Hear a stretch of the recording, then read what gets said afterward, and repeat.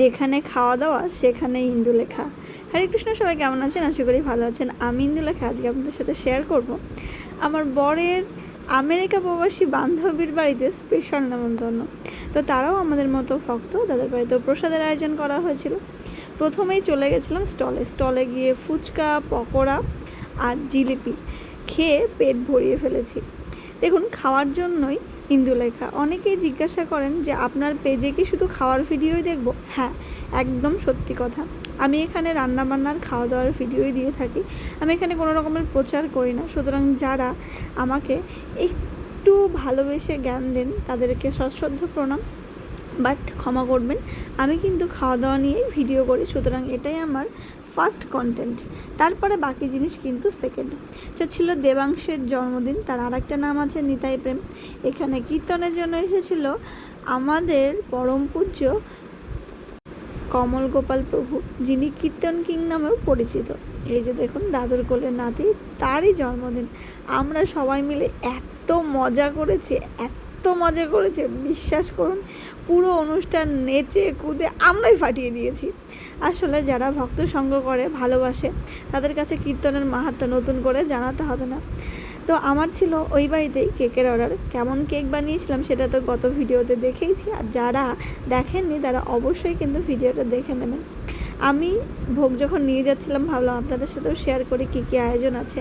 অনেক কিছু আয়োজন করেছে, সুতরাং যা খেয়েছি সেটা নিয়ে তো ভিডিও করার জন্যই আজকের ভিডিও। ভোগ তোলা হয়ে গেছে, এবার আরও খানিকটা নেচে কুদে ওই যে স্টার্টার খেয়েছিলাম সেটাকে ডাইজেস্ট করে নেব। আর এই যে দেখুন, স্বামী যদি কৃষ্ণ ভক্ত হয় তার থেকে সুখী মনে হয় না পৃথিবীতে কেউ আছে। দুজন মিলে নৃত্য করার আনন্দই আলাদা, আর এটা একমাত্র যারা কৃষ্ণ ভক্ত তারাই জানবে। আমাদের নেশা করতে হয় না, আমাদের কোনো রকম ড্রাগস নিতে হয় না, আমরা কৃষ্ণ প্রেমের নেশায় মত্ত হয়ে নৃত্য করি। সে কথা যাক, কেক কাটিং হয়ে গেছে, তার মধ্যে স্পেশাল একটা ফলোয়ারের সাথে দেখা। তো এটা যে কী কিউট একটা ব্যাপার। ও আমার ভিডিও দেখে, আমার এলাকারই ছেলে। তো এসে বলছিল যে আন্টি তোমার আমার ভিডিও দেখে আমার তো খুব ভালো লেগেছে ওর সাথে দেখা করে। তারপরে বসে পড়েছি প্রসাদ পেতে। প্রসাদে অনেক কিছু যেহেতু আয়োজন আছে, অল্প করে খাবো। এখানে আমাদের পাড়ারই ছেলে সোনাই, ও ক্যাটারিং করছিল, তাই দেখে ভাবলাম যে একটু হ্যালো করে দে। ও আবার সবাইকে হ্যালো করে দিল। তো আপনারাও সকলে ওকে হ্যালো করবেন। তো প্রথমে দিয়েছিল স্যালাড, তারপরে সস ছিল ভেজিটেবল চপ। চপটা একটু ঠান্ডা হয়ে গেছিলো কারণ আমরা খেতে বসেছিলাম কিন্তু অনেক পরে। নানটা বেশ ভালো ছিল, একদম ফুলকো। তার সাথে ছিল চানা আর নান কে খেতে পছন্দ করে না বলুন? আমি তো খুব পছন্দ করি। আর আমার বরাবরই লুচি পরোটা সবসময় ফার্স্ট লিস্টে থাকে। তারপরে দিয়ে গেল ডাল আর বাসমতি চালের অন্ন, আর তার সাথে দই পটল। রান্না বান্না ছিল পুরো বাঙালিয়ানা। এখানে কিন্তু কোনো ওয়েস্টার্ন ট্রাম ইউজ করা হয়নি, কারণ ইনি এসেছেন আমেরিকা থেকে, সুতরাং চাইছিলেন একদম ঘরোয়া রান্না বান্না করতে। সেই রকমই রান্না হয়েছিল।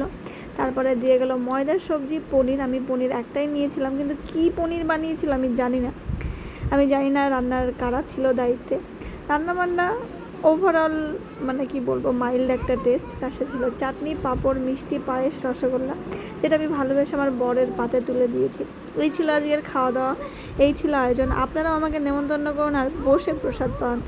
হরি বল। আজকের মতো এইটুকুই। দেখা হচ্ছে নতুন একটা ভ্লগ নিয়ে, নতুন একটা ভিডিও নিয়ে। আজকের মতো টাটা, হরে কৃষ্ণ।